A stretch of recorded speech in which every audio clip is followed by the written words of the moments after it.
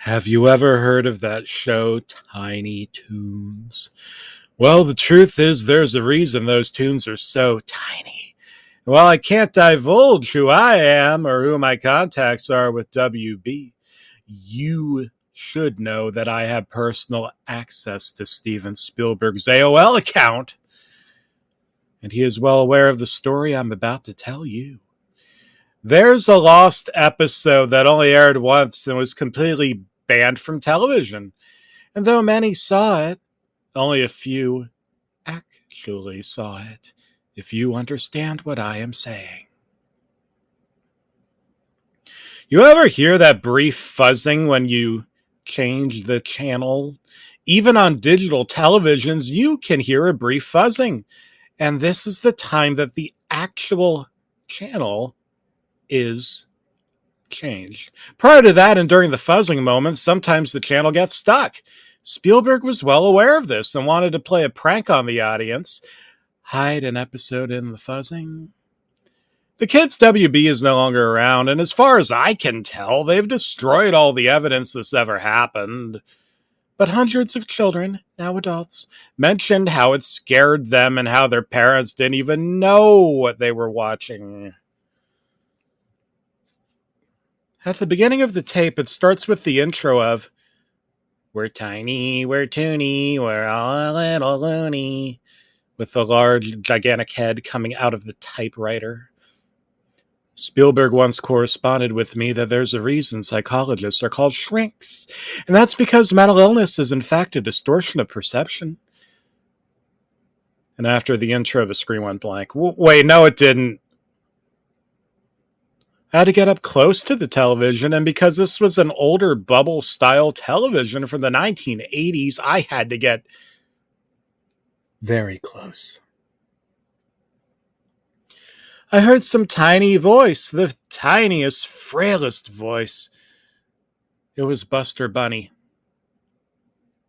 "Come closer." I could barely hear the voice. "Closer," the voice mumbled again. There was a single black dot on the screen. I went and got a magnifying glass. The screen wasn't blank at all. The Toon was just so tiny. Only an ant could probably see it. "Closer," the voice mumbled, frail and ghost-like, half dead and distant. Reverb.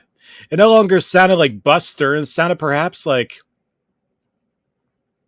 Steven Spielberg himself or a Steven Spielberg impersonator. I got closer to the screen. I could barely magnify it. It was so small. The tiniest Toon I had ever seen. What was this? Toon for mites? The smallest, most inscrutable little Toon. So spooky, so small. And then it hit my retina all at once. Buster Bunny was holding Montana Max's severed head, smiling. Montana Max was a character who bragged about being rich and wealthy, but here it didn't matter since he was dead. I felt a tear welling up in my eye. And then, like a dream, it faded, and I was just staring at a blank screen. "It's the Montana Max impersonator," the voice whispered, as though a severed head of anyone in particular was family-friendly at all. The head got smaller, and I could no longer see it. I could barely see it now. It had gotten smaller. Was it a quirk of chance? Quirk of chance? Or a warning? I heard that, fuzzing, that uncomfortable fuzzing that represented the theme song, but fuzzier now. I went back to the drawer where I keep the magnifying glass, and this time took out a tiny chisel and screwdriver. You see, sometimes the refraction of light on the old bubble-style cathode ray television, as opposed to the modern flat screen, can hide things you wouldn't normally see. And I needed to see what Buster Bunny was holding in his hand. You're still not looking close enough. The voice now sounded like Hampton J. Pig with a throat cough. He started mumbling. I could no longer make it out. In fact, it got so quiet it almost sounded like fuzzing.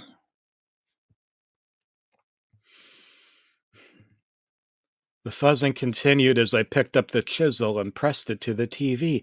How long since I'd left the house?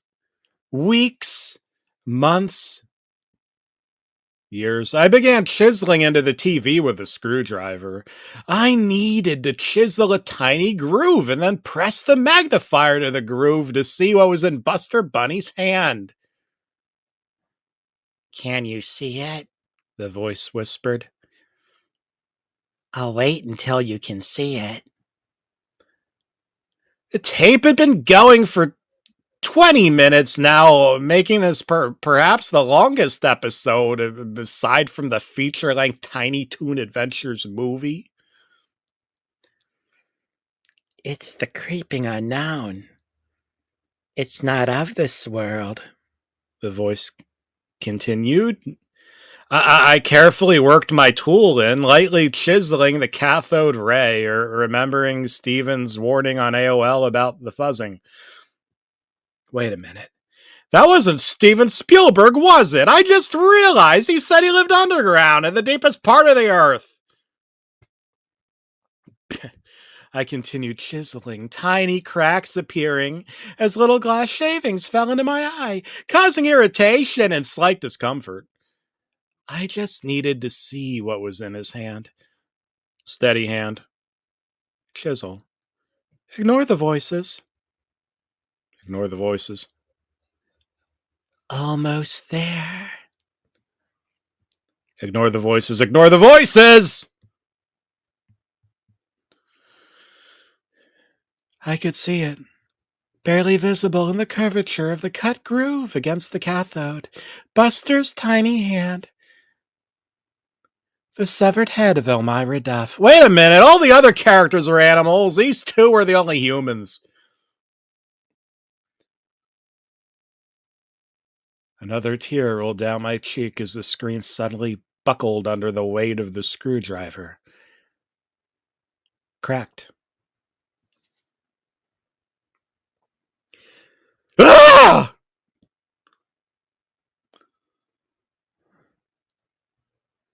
The loudest scream known to man. A bright flash of colors. And the cathode ray TV burst, exploding hot glass and electrical impulses into my face.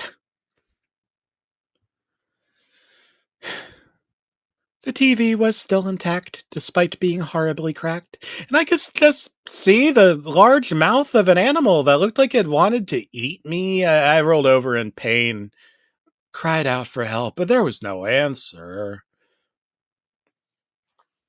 I just needed to hit stop on the VHS, end this nightmare, and never view this godforsaken tape again for the rest of my mortal life. The WB normally aired on Channel 11, but this was years later, and it was now the CW. Even though I was using a VHS tape, it aired like normal television, and I went over to the remote and tried to change it up a channel, but it got stuck. Not 11 or 12, the channel was 11 and a half. The temperature dropped several degrees. The air tasted like honey, and I picked up a kitchen knife.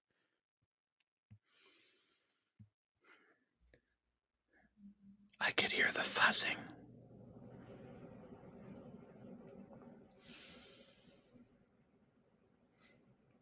I went into the backyard and decided to correspond with Spielberg on AOL, which in my neck of the woods is shorthand for an oversized loophole. I was bleeding and my left eye no longer worked, and squinting to adjust to the light because the tunes were so small. A large hole, one we'd been digging for years. But Stephen went down there, and he never actually came up at all. I yanked on the rope to let him know I was near, and Stephen kept pulling and pulling. You see, Stephen was obsessed with small things, and often in those underground caves, he would find quite interesting specimens to bring back up to the surface. The rope yanked back violently, and up came the bucket. First, the severed head of a pig and two ducks, two bunny heads colored pink and blue. We hadn't spoken in years. This was all wrong. We had agreed you wouldn't hurt the animals, just the humans. I put the lotion kitchen knife in the bucket, lowered it, and in return came several $100,000 in cash. I kept lowering and lifting the bucket each time. More and more cash was returned to me, really as much as I wanted as usual.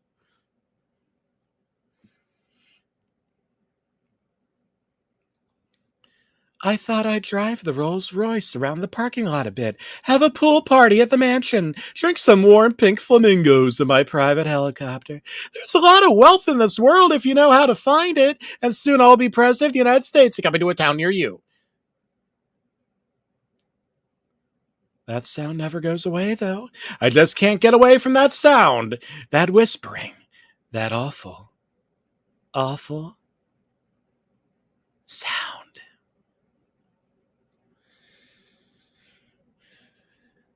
Do you hear the fuzzing?